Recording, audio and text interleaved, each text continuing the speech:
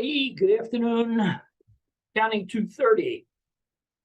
This afternoon, I did a video on chapter 5, and I realized I also wanted to go into chapters 1, 2, 3, and 4 for a review for your test, which is later in the week. So hopefully the following will help you. I'm going to go through the PowerPoints and try to highlight what I believe to be the real important areas of it. Not that any of it is unimportant, but let's see what we can do here. So I'm going to start by sharing a screen, chapter 1.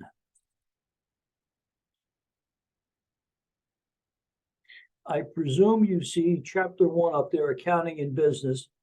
And if you recall, this chapter was a basic introduction on different types of companies and who uses accounting information, the purpose and importance of accounting.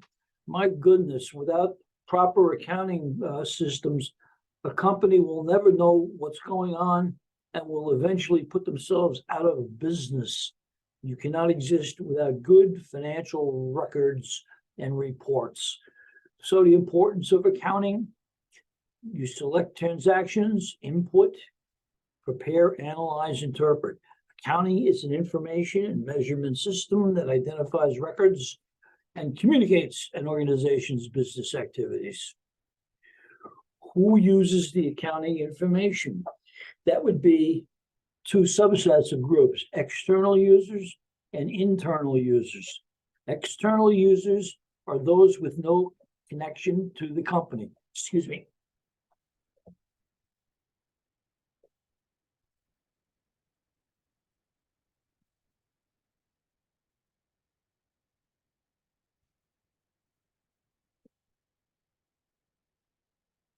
External users, those with no connection to the company. But boy, are they interested in your financial statements.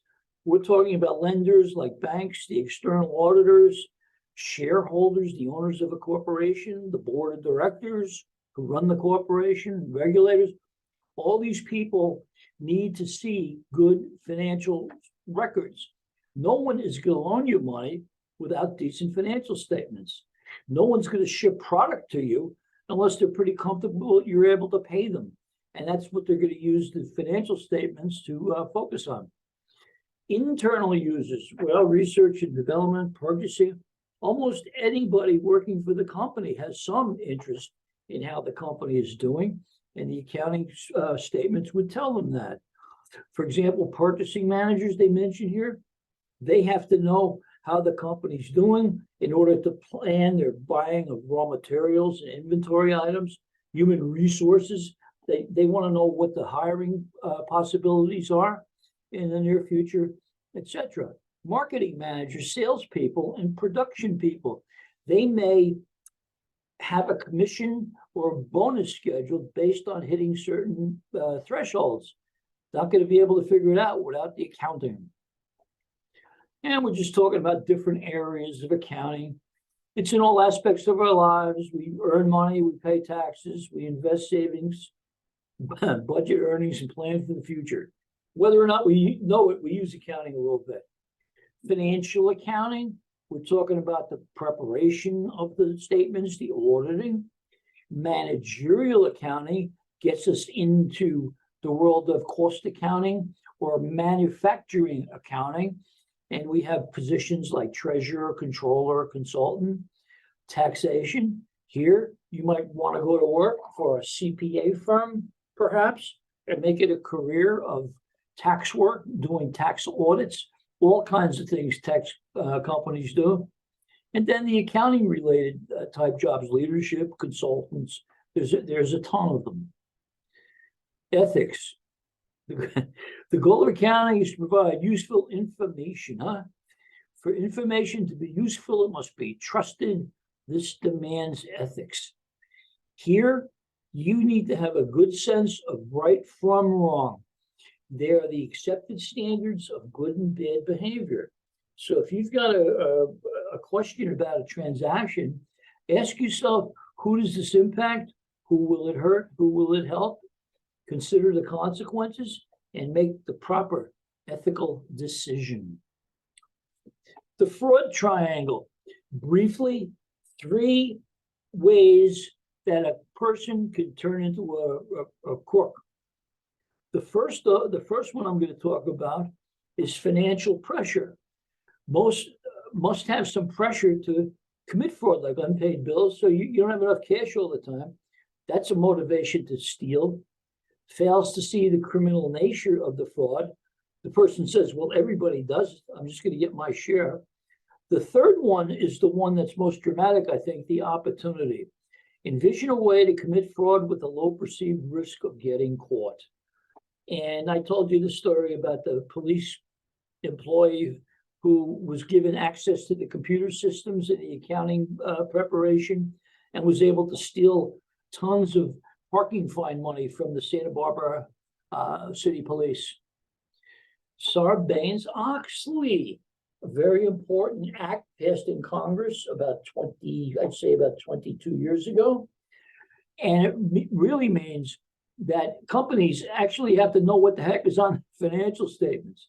Believe it or not, it used to be a defense for the chief executive officer of a company to say, I'm not the accounting person. I don't know what's in these statements.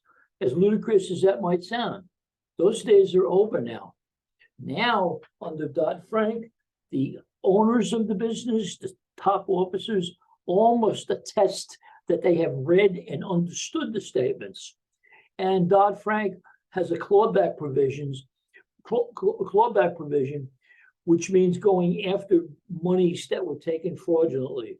Whistleblower protection, you spill the beans on the company, you can get nicely rewarded for that. Generally accepted accounting principles. GAAP, huh? GAAP. We are teaching you GAAP accrual accounting. And GAAP means to make the information relevant, meaning it has effects on people, it's reliable, it can be trusted, and it's comparable in that you can compare the financial statements of company A with company B, or the financial statements of company A for March against April against other periods. International standards, there's increased demand.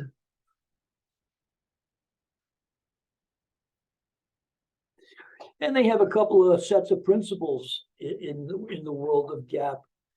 General principles are the assumptions, concept, and guidelines for preparing the financial statements. The specific are the very detailed rules used in reporting business transactions and events. And here are some accounting principles they like to throw on the test. The measurement principle, you must be able to measure it in dollars, huh?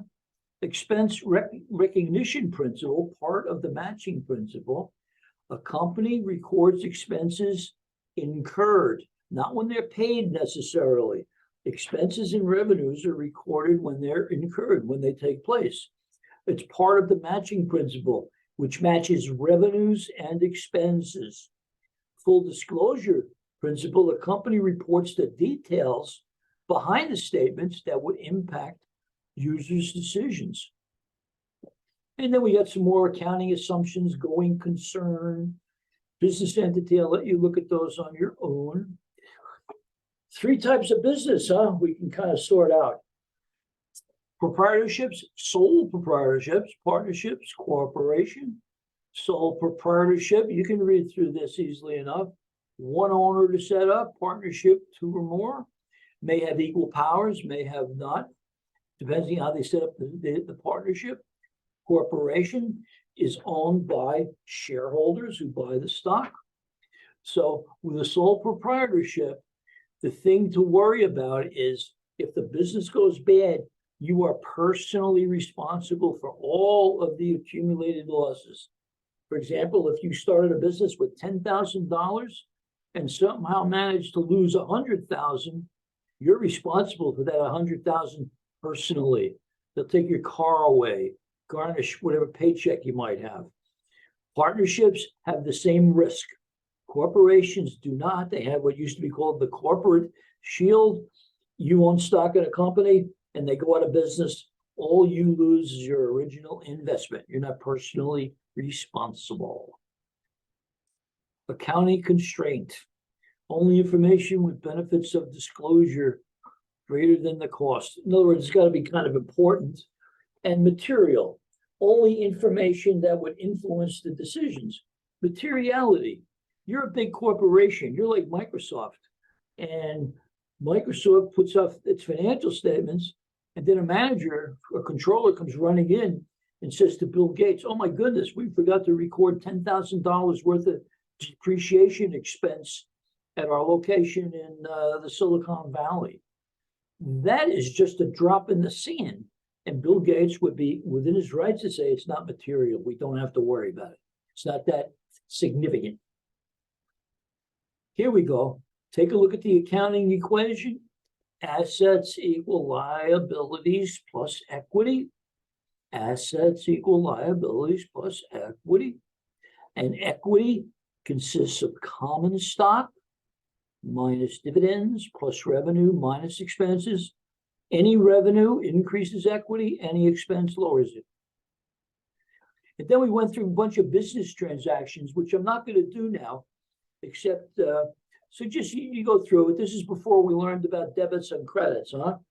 You opened up a business and cash went up, common stock went up, and the accounting equation remained in balance.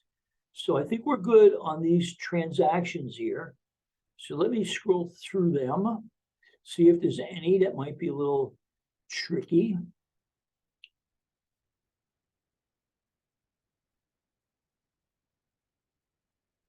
Yeah, we should be good here.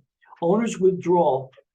Withdrawal is not an expense, it's a reduction in equity.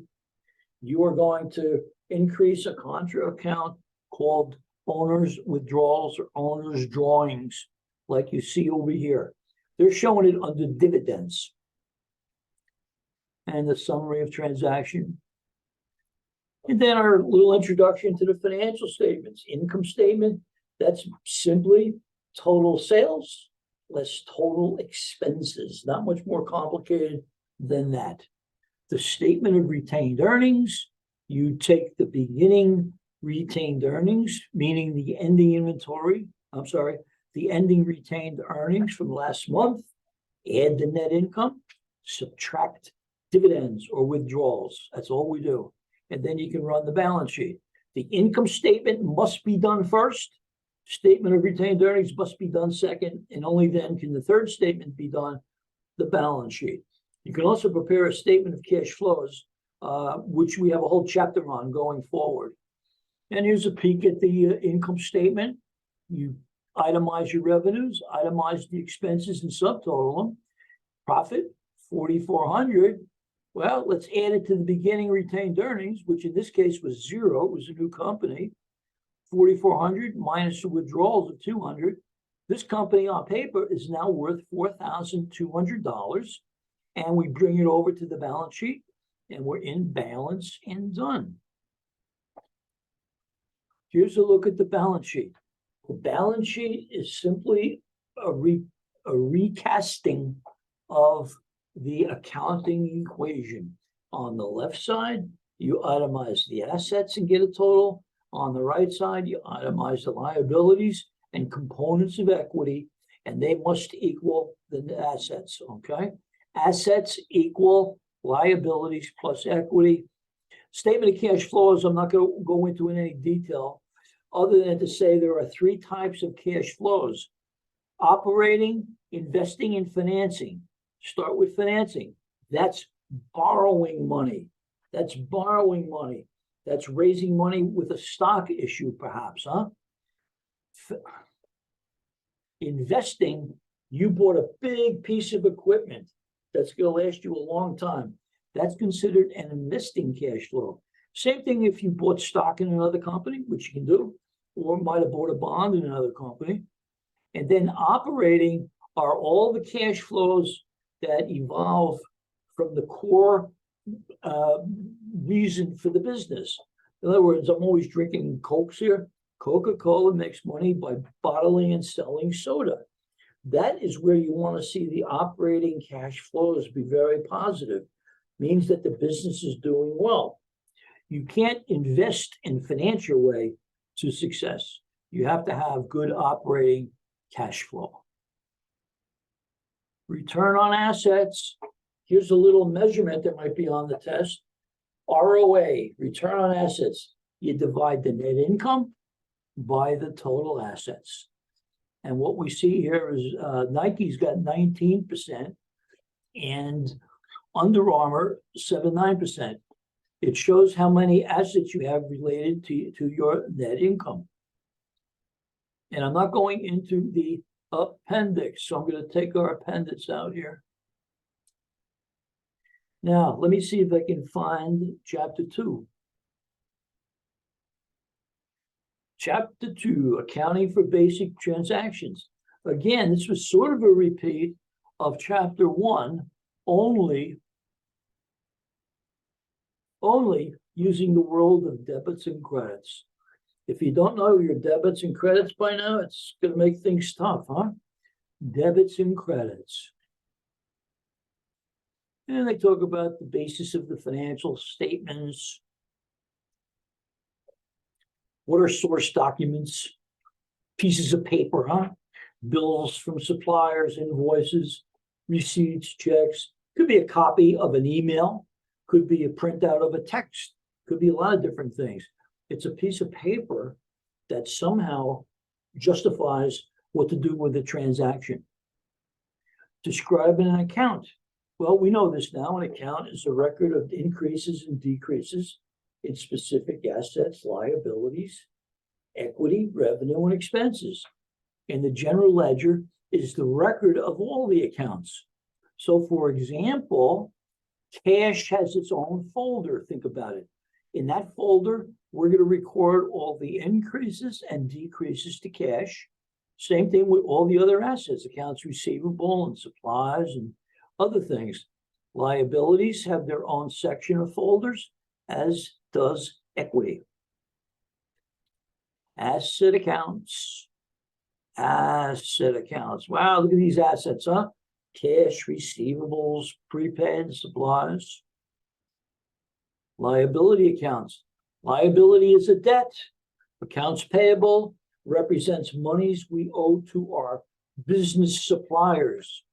Okay, the people who sell us our inventory. It also includes the electric company and the utilities and all sorts of things.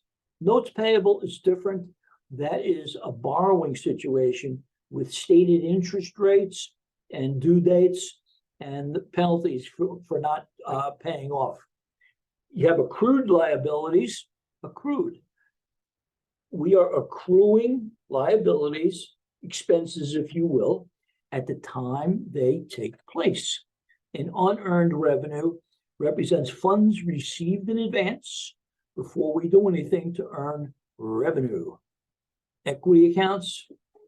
There's your equity statement right there. Beginning equity plus net income, which is revenues minus expenses, minus withdrawals, or what your book calls dividends. And here's a look at the expanded accounting equation. Hopefully this is too tricky now. Assets equal liabilities plus equity, common stock, dividends, profit and loss, net income, revenues minus expenses. Now we're going to talk about a general ledger, something called the chart of accounts. That's the collection of all the accounts and their balances for the entire accounting system. A company's size and diversity of operations affect the number of accounts needed. In my world, we always try to keep the chart of accounts simple. Other companies look for great detail. For example, you might have a company that has an account called utilities expense, which encompasses electric, gas, water, maybe sewage. Other companies say that's no good. I need one for electricity, one for gas. That's the type of thinking goes into the chart of accounts. Chart of accounts goes in order of assets, liabilities, equity, revenues, and expenses. Debits and credits, huh? It just means left and right. That's all it is. The T account represents your general ledger, and it's used to show the effects of transactions. All debit means is left, all credit means is right. Then they get into different presentations and suggestions for memorizing your debits and credits. Assets have a normal debit balance, which means assets are increased with the debit. Liabilities and equity, credit balance. I don't know what more I can do with this except tell you to keep having this in front of you while you study for the test until it's second nature. You're really only talking 6 things to remember. Assets have a debit balance, as does dividends and expenses. Liabilities, common stock or equity, and revenues have credit balances. And they're just showing you how to foot to your account. You add up the total debits, which are 36,100. You add up the total credits, and you get a balance of 4,800. Recording the transactions, huh? Well, we're going to identify a transaction, analyze it, record it in the general journal entry. You record it as a journal entry. And as you're entering into the journals, you're going to do 1, 2, 3, maybe a couple at a time. Then you're going to look them over, make sure they're correct, and then you hit the button called Post. And then Post moves the data from the journal entry into the general ledger, where it's a permanent mark that can never be erased, removed, whited out. If you make a mistake at that level, all you can do is post a correcting entry, reversing it and putting it in correctly. And here's your journal entry. I know you had a lot of homework with this, huh? Journal entries has a transaction date, indent the credits, that's important, and have a little explanation. And these are very good explanations. All your explanations can begin with 2 words: to record. This could have been to record owner investment, to record purchasing of supplies. T accounts are useful illustrations, but balance column ledger accounts are what you really use in practice. So this is an example. This is your first look at a general ledger account. Here we have a debit for some transaction, making the balance 30,000. We then spent 2,500, 26,000, bringing the balance down to 1,500. And then at the end of the period, I guess 4,200, we end up with 5,700. And we know how to post to the general ledger. I don't think that should be a problem. Analyze the impact of transactions on accounts. And here we go, double entry accounting. Every transaction requires at least 1 debit, 1 credit. You can have 1 debit and 100 credits. You can have 1 credit and 100 debits. You must have 2. And here, we're not going to go over these in any details. We've been through these. Fast Forward receives 30,000 cash. It issued some stock. Cash goes up, and so does common stock.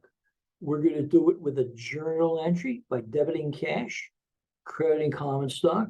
Does that look right? Yeah, that looks right. You hit the post button, and now you've updated 2 accounts in the general ledger. And again, I'm not going to go through these transactions. They're the same ones we saw in the earlier chapter, huh?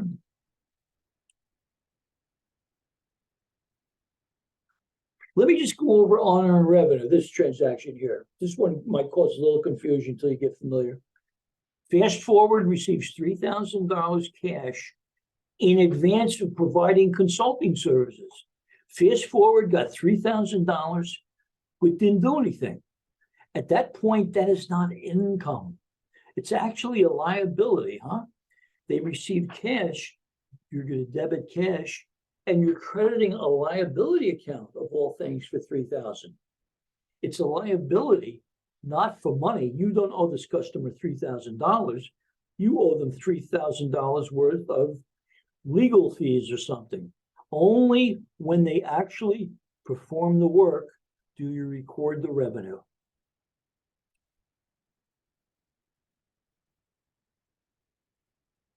And there's our transactions. There's our general ledger, with all the balances.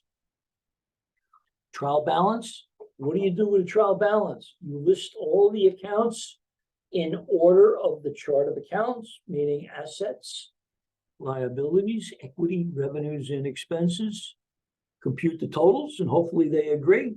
And that's really all the trial balance does for us, other than being a starting point for preparing the month-end financial statements.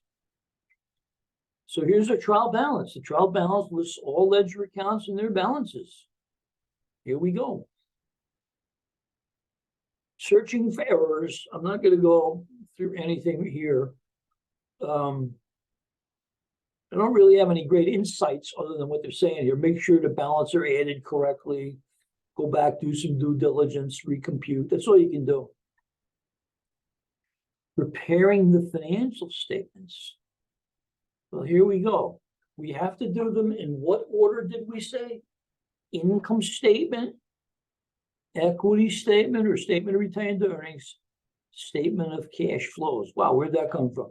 After the statement of retained earnings, we want to talk the balance sheet, then the statement of cash flows, okay? Here's the order here. Income statement, statement of retained earnings, beginning balance plus income minus withdrawals or dividends, And there's a good look at a simple income statement. Itemize the revenues, itemize the expenses, and subtract. We have net income of $33.95, which we then bring over to the statement of retained earnings. The beginning balance was zero, new company. We add the net income that we computed up here, and then subtract the dividends or withdrawals, $31.95. And here is your balance sheet. We bring over the new number, $31.95, to retained earnings. Okay. Not going to worry about presentation issues. The debt ratio, debt ratio. It evaluates the level of debt risk. Do you carry too much debt? Liabilities, total liabilities divided by total assets. A higher ratio is not good. It means you're financing quite a bit of your operation. And they're giving you a look at Costco and Walmart. And Walmart has a higher debt ratio than does, Costco has a higher debt ratio than Walmart. They're both pretty consistent, at least with Walmart. The debt ratio, 7.70. That means that 70% of their total assets are financed. They had to borrow. End of chapter 2, End of chapter 2. Let's get into chapter 3. And let me remember to share the screen. Chapter 3, okay. What do we have here at chapter 3? Adjusting accounts.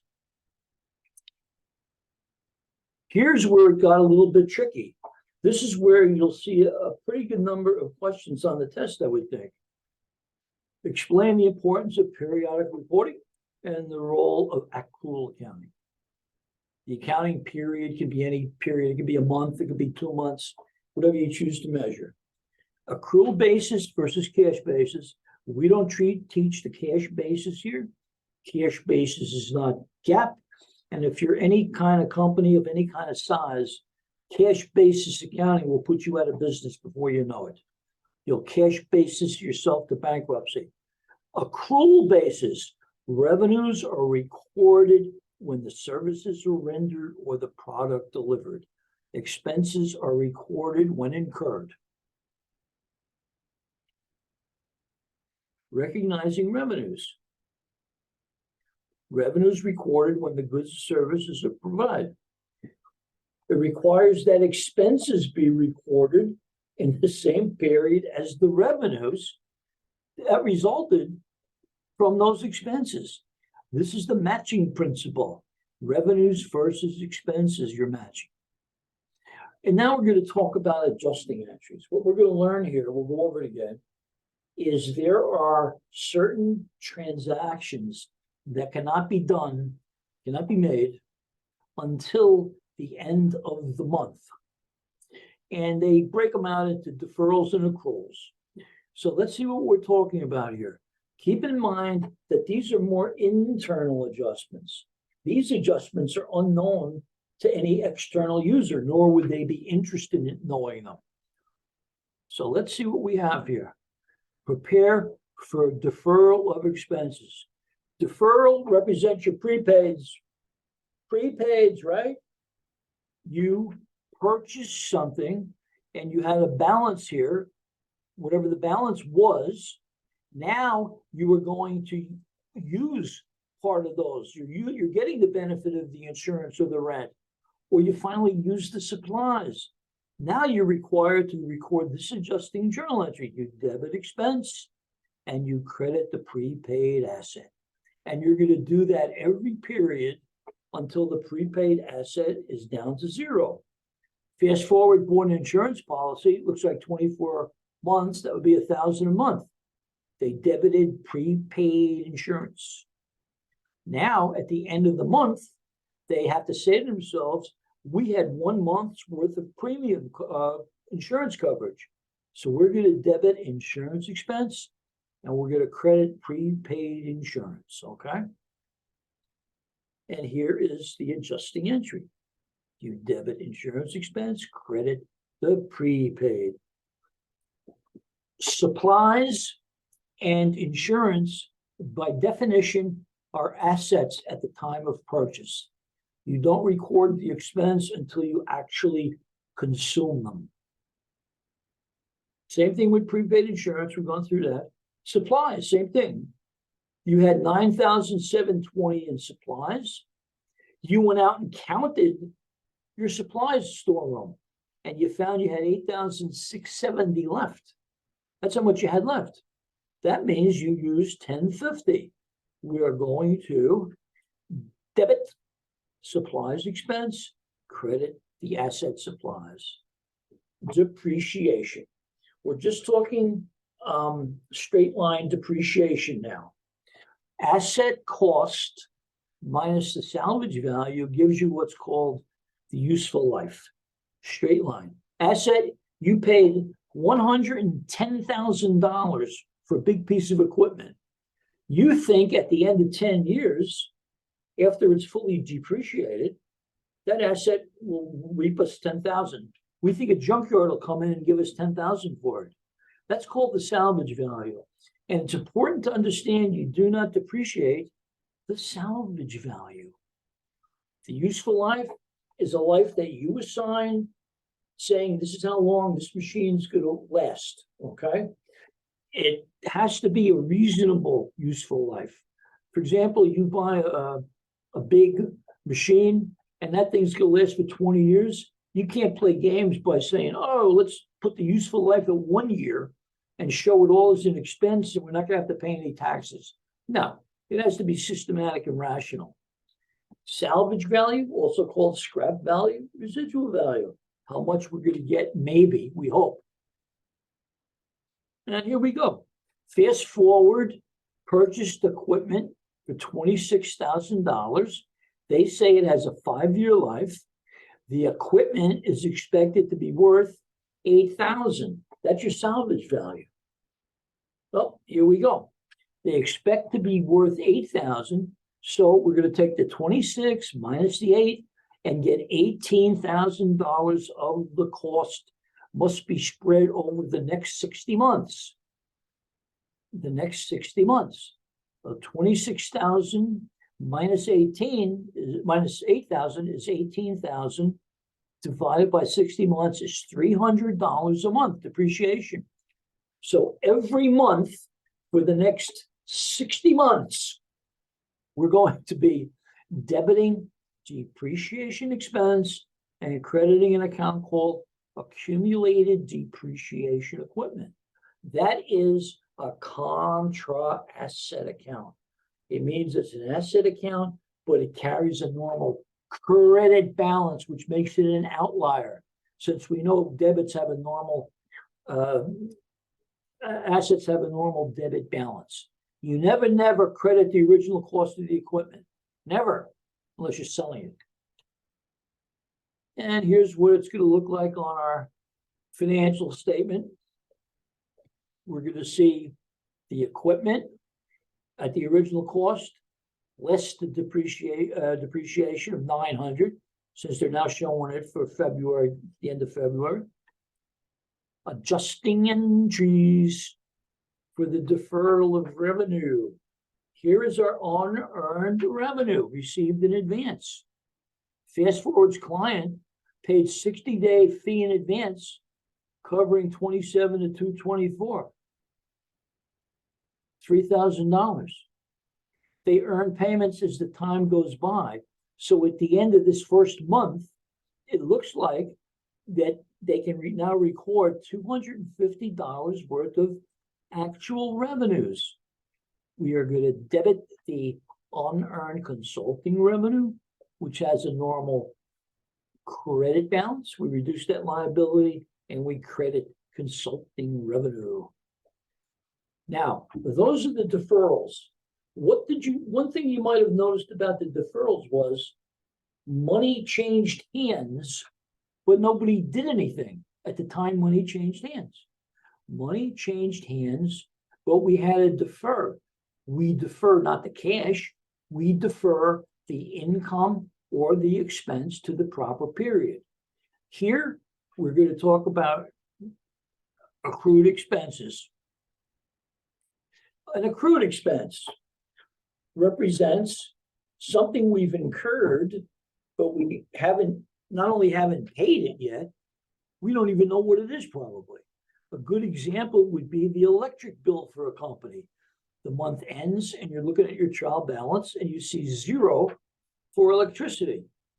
Well, it would have to be 0 at that point. The bill is not going to come though for 25 days probably. You have to estimate something there. Yeah, estimate. It has to be done in a systematic and rational manner as GAAP demands. So you'd probably look at your last couple of months of electric bill. It's been running $300 a month, $325. We had these terrible rains and it was cold. I think the electric bill is going to be quite a bit higher. Let's accrue $375. And you debit the expense and you credit the liability. Another good example is accrued salaries. Now, you guys are all working people. You know what I'm talking about here. You get paid. You don't get paid at the end of the week for that week. You're always going to get paid a week after the period ends, or maybe 2 weeks, depending on your company. So Fast Forward pays $70 a day. December 31st is a Wednesday. So when you go home on January 2nd, you're not going to get paid for those hours, not for another week at least. The company must therefore say, let's see, the 31st is a Wednesday, so we got the 28th, we got the 29th Monday, the 30th Tuesday, the 31st. We have to record those expenses because that's when you did the work. It has absolutely nothing to do with your payday. And here we go. We debit salaries expense. Oh, they're showing the payment. They're showing the payment a month later. Here's your journal entry to record the $210. You debit salaries expense, and now the salaries expense is up to $1,610. That $1,400 just represents the amount of payroll from the past couple of weeks that they have processed. And now you have a liability of $210. And it's truly a liability. If you quit work that Friday, company has to pay you right through that final day. Same thing if they terminate you or the place went out of business. And they're just showing you the payment that's made a week later on payday. We accrued 3 days into that payable, and the remaining 4 days would be, or not 4 days, but 7 days. That would be the work that they did from January 1st to January 7th. Now, accrued revenues. Here is a situation where we loaned money to somebody and they owe us cash. They owe us interest. They might owe us interest for the year, but they're not going to pay it until January. We still have to recognize that we are earning interest every month. So fast forward, agreed to pay $2,700 for some consulting services. Well, this is just basic accounts receivable. I'll go through that. We know that already. Go through that. And here, this might be a helpful study guide. Deferrals, money changed hands, nothing recognized. Accruals, no money changed hands, so we have to accrue the expense. Here, we have to defer it. An adjusted trial balance. Take a look at this thing, huh? Trial balance. We had a trial balance that we ran at the end of the month. And at that point, we have to do adjusting journal entries. Adjusting journal entries. Can you bear with me one moment? I'm being summoned. Hold on.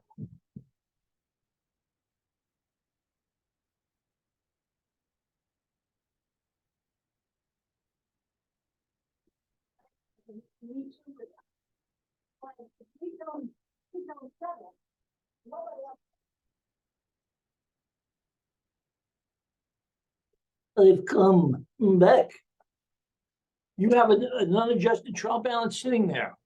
We ran that at the end of the month. Now we recognize that we have to take the supplies, for example, and reduce it for the amount of expense. Same thing with the insurance.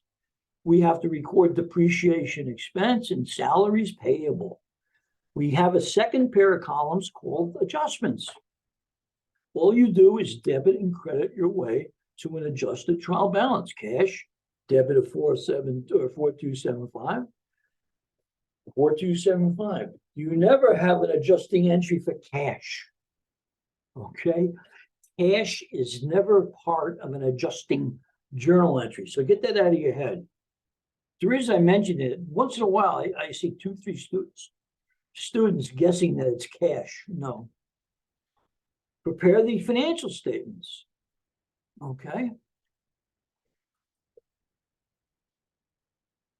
We're going to take the trial balance, and here's our adjusted trial balance, and now we can do the financials. I recommend you go to your first revenue line and draw a horizontal line. Why am I telling you that? Because everything above that line is going to be your balance sheet. Everything below that line is your income statement. So here's our income statement right here. We've got revenues here and consulting revenue here, and here's your expenses. So prepare the financials. They come right from those columns. You just copy them over. You prepare your income statement first. Income statement first.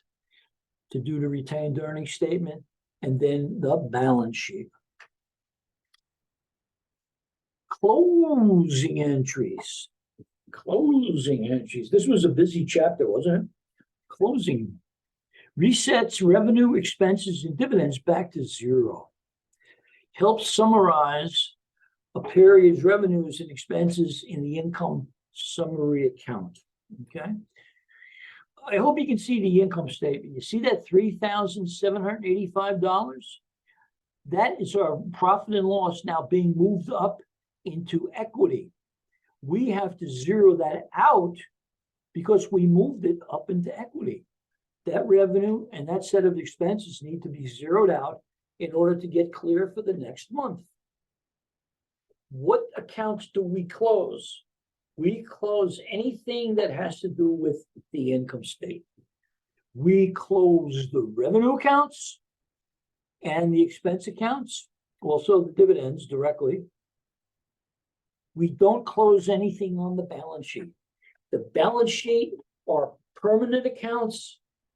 The income statement is a bunch of temporary accounts. And this is a very good summary of how to do it. Makes it real easy. Close the credit balances, close revenues, close expenses, and then close the income summary and then dividends. So let's see what we're talking about. Step one, close your revenue accounts. It looks like we have a revenue account here of $78.50 and a rental revenue of $300. What are we going to do? We're going to debit the revenue accounts, which are now zero, and move the resulting $81.50 over to income summary. So at that point, our revenues are there. We're going to credit all the expenses, which have a normal debit balance, and they add up to 4,365. We move that into income summary. So at that point, we have closed the revenues and expenses. It's just a matter of getting it into equity now. So we're going to take the balance in the income summary, which is going to be your net income, and we're going to put it over here by debiting income summary, crediting retained earnings, and we close the dividends directly. Closing entries. Understand why we do them. We have to close out the income statement to zero because we're taking all of those numbers and moving them over to the equity. Post-closing trial balance, super easy. The post-closing trial balance is simply the balance sheet, is all it is. Take a look at the post-closing, after the closing. We closed all the revenues. They're all zero now, they're gone. The expenses are gone. What you have here is a trial balance remaining. So for this point in time, just this little tiny point in time probably, this is our world right now. This is what the trial was, what we have on our general ledger. Now that changes 2 seconds into the first working day. Maybe somebody buys something. Now you start recording the sales and the expenses over on a daily basis. Steps in the accounting cycle. I'll let you look at this. You analyze, you get the electric bill, you're looking at a payroll workup, some instructions from the lab on a few things. You analyze, journalize, post. That should be second nature to you now, huh? Analyze, journalize, post. You prepare an unadjusted trial balance. You adjust and post. You come up with a adjusted trial balance. Now you do the final statements. Got to close out. And then you start all over again the next month. Let's take a look at what's called the classified balance sheet. It's a balance sheet where you just don't itemize all the assets one after the other. You're going to have different sections to it. You're going to have current assets, non-current assets, or long-term assets. You can have planned assets, which are tangible things like trucks and cars and machines. Intangible assets, patents, intellectual property. Current assets are expected to be sold, used, collected within a year, 1 year. Long-term investments are things held for more than 1 year. That could be you bought a 10-year bond from another company, or you bought some stock with the intent of holding it for a while. Planned assets are tangible, long-lived assets. Tangible, we can touch them, huh? We can touch a car, also called fixed assets. Intangible assets are long-term, used to produce or sell products and services, like physical form. You can't see it other than a piece of paper that says you have a patent. Current liabilities, just like current assets, have a range of 1 year. We expect to pay this particular liability down in 1 year. It's current. Long-term liabilities would be something else. It could be a note. We might have borrowed money from the bank. We might have borrowed $100,000 from the bank. And the deal is we pay the bank in 5 years. That is a long-term liability. Mortgage would be a long-term liability. Equity is the owner's claim on the assets. It's what the business is worth. Assets minus liabilities equals your equity. A couple of little measurements here to look at. Profit margin. I bet this is the first thing people look at when they're analyzing a month's activities. You're going to take the net income and divide it by the net sales. Net income divided by net sales gives you what we're going to call the net profit margin, the net income margin, if you will. Take a look at Visa and MasterCard. Visa, their profit margin's been running 46, 40, 36, been coming down, huh? But 36% profit margin. That still sounds pretty healthy to me. What that means is that for every dollar of liabilities that are paid off, for every dollar of income, rather, you have 36 cents left over. So that's pretty darn good, huh? You sell something for $1 and you're going to keep 36 cents after all your expenses. MasterCard is not quite so doing not quite so well. They were pretty close for 2 years. Then there was a big fall off here. I don't know what happened with MasterCard. So let's talk about the current ratio. The current ratio. This is a super important measurement, huh? It helps you see if the company can pay its near debts, its current debt. We're going to take the current assets and subtract the current liabilities. That will give us something called working capital. And I did it for my company, and I had working capital of $50,000. You are a competitor of mine, and when you did it, you had $200,000 of working capital. Does that mean you're doing better than me? Maybe not. It's hard to compare companies just on dollars to dollars, but it is with percentages. So we're going to take the current assets, divide by the current liabilities, and get our percentage, okay? Current assets divided by current liabilities. And it better be above 1, hopefully, huh? Okay. So that takes us to the end of chapter 3. If you can hang in there for another 20 minutes or so, I'll get us through chapter 4.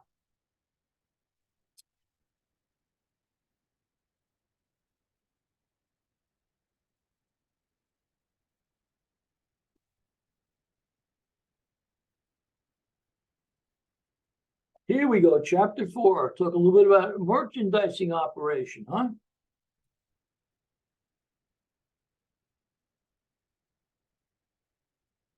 Service organizations sell time is what they sell, right? They sell their intellectual service to you. You go to a lawyer to make up a will. Well, he's going to, that'll be revenues to him, less expenses. That's his net income. It's a service organization. We're talking mostly about being a merchandiser.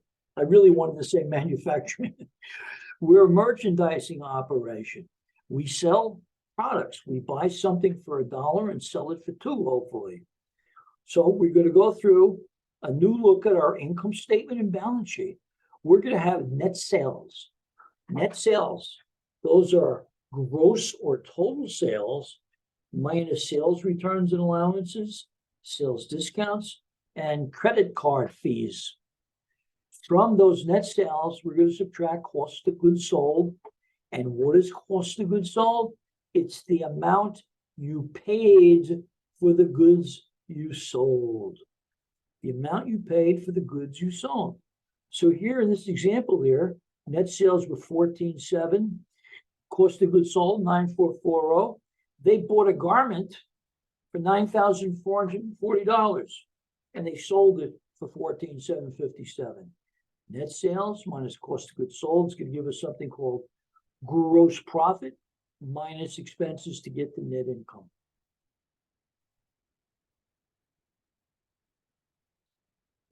This is a very important grid to show you.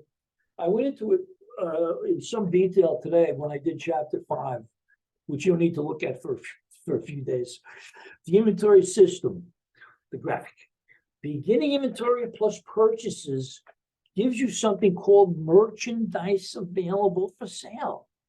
At the end of the month, the cost of merchandise available for sale is either going to be in the ending inventory or we're going to put it in cost of goods sold. We're going to put it in cost of goods sold if we sold the item. If we haven't sold the item, we're going to retain the cost in the ending inventory. Two systems, perpetual, periodic. Perpetual updates every day. You know exactly how much you have in your inventory of every part that you monitor, and you can always answer the phone. Someone calls up Costco and says, I want to buy an 85-inch television screen. They're not going to put you on hold. They're going to say, hold on 1 second. And they hit a button and they say, yes, sir, we have it available. Would you like to come pick it up? If it's a periodic system, you may not know. You call up a competitor at Costco's on periodic, they will put you on hold because they're going to have to go look for it. Analyze and record using a perpetual system. We buy merchandise, we're going to debit merchandise inventory, credit cash. We buy the items we're going to sell, huh? Here we bought something on account. Credit terms of 210 net 30. Okay, but we don't worry about that yet. All we're doing now is recording the purchase. 210, I'm sorry, purchase inventory debit, accounts payable, credit. What is 210 net 30, okay? To the buyer, it's called a purchase discount. To the seller, it's called a sales discount or a cash discount. Purchase discounts. I'm pretty sure you all know how to read this. 2% discount if you pay in 10 days. Otherwise, you pay the entire amount in 30 days. So it's up to the buyer to decide whether it's worth giving its money away for 20 days to collect 2%. And you'll find out that it's certainly worth their time. And invoice. So here, now we got paid that $500, huh? Let's see here. We got a check in the mail, but the check was only for $490. We recognize that we are eliminating this total debt of $500 by giving them $10 cash discount or purchase discount if you're the purchaser. And $490 satisfied the $500.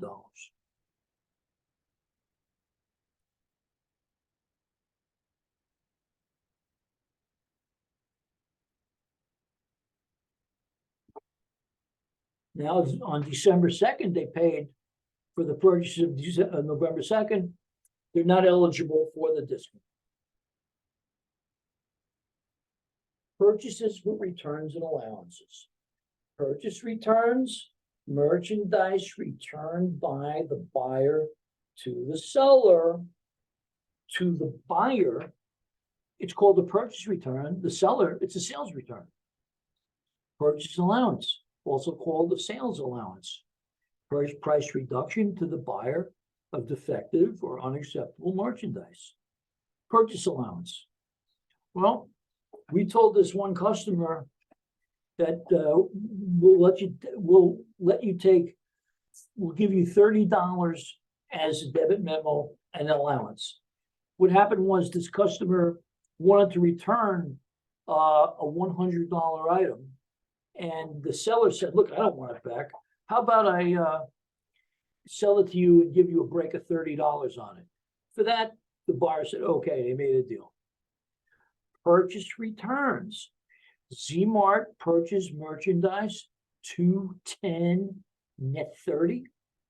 They returned some goods the next day. So that means the accounts payable is 200, and they made the payment that day on the 11th within time of the purchase. So they get a 2% discount, $4. $200 is washed away by a check for $196. FOB shipping point, FOB destination, FOB freight on board. FOB means freight on board. It's simply the point in time where title to the goods changes from the buyer to the seller. And we're going to be talking about FOB shipping point and destination. FOB shipping point means that The buyer owns the goods as soon as it leaves our store here in Santa Barbara. Even though you're shipping it to my factory in Jersey, I own it and I'm responsible for everything. So I have to pay the freight. I'm going to debit merchandise inventory and credit cash. You're the seller, but it's FOB destination. Now you're responsible for it. So you're going to debit delivery expense and credit cash. Z-Mart bought merchandise, FOB shipping point. There's a $75 charge. You debit inventory and credit cash. Under the perpetual system, freight is part of the merchandise inventory. Here, you bought a big ticket item. You bought something for $235,000, but you returned some, and you got a purchase discount, but you had to add in the cost of transportation, freight in. So freight in becomes part of your purchases. The total purchase amount, the net purchases, if you will, $232,400. Computation of gross profit, sales minus cost of goods sold equals gross profit. Sales minus cost of goods sold equals gross profit. Each sale for a seller involves two parts. You've got to record the sale and the cost at the same time, okay? In one 4-line journal entry or perhaps two separate entries. Let's see how they do it. Z-Mart sold 1,000 on credit. Their cost of goods sold was 300. Okay, so they record the sale for 100, and they record the cost of goods sold with the credit, with the debit to cost of goods sold, and the credit to merchandise inventory. Sales discounts can benefit a seller by decreasing the delay in receiving cash. We're still in a period of low interest rates, comparably speaking. So if someone offers you 2%, 10, you'd be nuts not to take it, because that averages out to about 37.5% a year, which I'll explain in a moment, I think. So what happened here? They sold something for 1,000. The cost of goods sold was 300. The buyer pays within period. So the buyer only has to pay $980. They're getting a 2% or $20 discount. They pay after the discount. And a lot of places where I worked, we'd have customers who regularly took the discount, almost never failed to take it. And then one time, they paid us a couple of days late, and they still took the discount. The question is, should I go back after those guys and demand they pay that 2%? The answer is heck no. If you've got a good customer who you've been doing business with for a long time, you can drive them right out of your world with a petty request like that. You'd be glad to eat that 2%. Sales, returns, and allowances. Sales, returns, and allowances. Same thing as purchase returns and allowances, except we're talking on the sales side now. Goods were returned, $15, and those goods cost us $9. Remember these words: you never debit sales. You never debit sales, never. And you never credit purchases, never. What you do is use the contra accounts to reduce those sales down to net sales. So $15 of sales is lost. We have to debit sales returns and allowances. That's a contra sales account, meaning it carries a debit balance, which is an outlier, credit cash. But the goods were in good shape. We were able to put them back on the shelf. So we now debit the inventory and credit costs of goods sold. Here, they return defective goods to us. So the cost of goods sold was 9, and we have an addition. We get our cost of goods sold back in terms of an increase in revenue or income. But the stuff was really in bad shape, so we can only recognize $2 of the value of it, and we have to take a loss from defective merchandise. Assume that $40 of the merchandise sold as defective, but the buyer keeps it anyway because we gave him a $10 reduction. You never debit sales. You debit sales returns and allowances, you credit cash. Prepare adjustments and close entries. Well, we just went through a bunch of these. Here is a journal entry that you're going to write. You take shrinkage, Shrinkage. This takes place when you go and count an inventory item, or you go out to fill an order and the goods are not there. You don't know why. Something went wrong. Somebody stole it. Maybe it's been misplaced somewhere. All you know is you can't account for this $250 item. Under GAAP conservatism, you must recognize the loss immediately. Immediately. You're going to debit cost of goods sold, credit merchandise inventory. Closing entries, we just went over those the prior chapter. Here's a better presentation of it, perhaps. You debit sales. Remember our 4 steps? You close sales. You close all of the contras and expenses. You move the balance, which is your net income of $12,900. And now we've zeroed out the income summary and we move the dividends directly to retained earnings. Multiple step, single step income statements, Here is a good look at a multiple.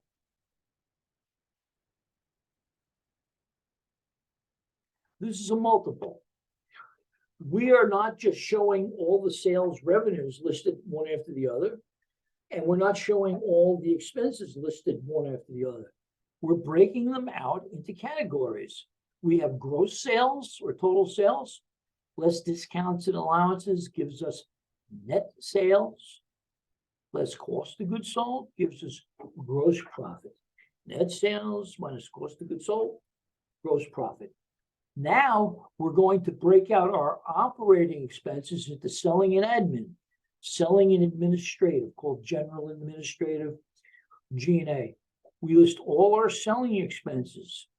Any expense in regard to getting the product out the door is a selling expense. The commissions to salesmen, salesman's salary, freight out is a selling expense. Maybe the salespeople drive company cars. The expense of those cars, selling expense. General and admin would be everything else. Single step is simple. All the revenues are listed here with no categories, all the expenses listed there. Look at a classified balance sheet. Now we've broken up our balance sheet into current assets, which you see right here. Current assets total 41. They're listed in order of liquidity, meaning the ease with which you can turn that asset into cash. Cash is liquid itself. Accounts receivable, very simple to turn into cash.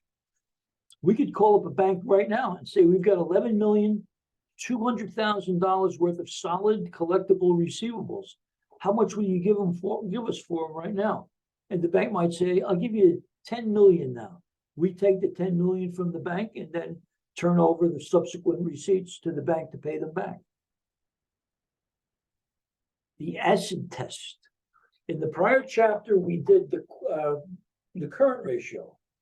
We divided our current assets by current liabilities. Here, we're putting in a more stringent test. We're taking simply cash, short-term investments, and receivables. Most likely just cash and receivables divided by current liability. And they're saying a common rule of thumb, a value of at least 1.0 to keep you out of trouble. So here are some of the ratios for Nike and Under Armour. Their total current assets were 16. Here, the quick assets are only 98. They're not counting the inventory. They're not counting the prepaid expenses. So the current ratio is 2.9 for the current year. It's been 2.8, 2.5. And the acid test is almost 2, 1.5, 1.6. Nice little pickup there. Under Armour is close to 1. on the acid test. So they're below the recommended threshold of at least 1. So Under Armour has to do a little look at that. Gross margin ratio. Remember, we divided the net income by the net sales. Now we're dividing the gross profit, the gross margin by the net sales. We're just going to take the net sales minus cost of goods sold, divide it out. That would be our gross margin ratio. So if we're looking here at this company, they have a gross margin ratio of 46, 46, and 44.6. We'll call it 45. This means that this company takes home 55 cents out of every dollar they sell prior to addressing operating expenses, okay? This is where the opportunity exists to make improvements. Cost of goods sold is likely going to be your highest expense by far in a merchandising environment. So anything you can do to pump up these percentages is money well spent. Okay, so that's the end of our review. I hope this proves helpful. It's 4:30 in the afternoon, and it takes me a good hour or so to get this thing loaded up where Cornelia can put it on the canvas shelf for you. So thanks for hanging in there with me. We'll see you later.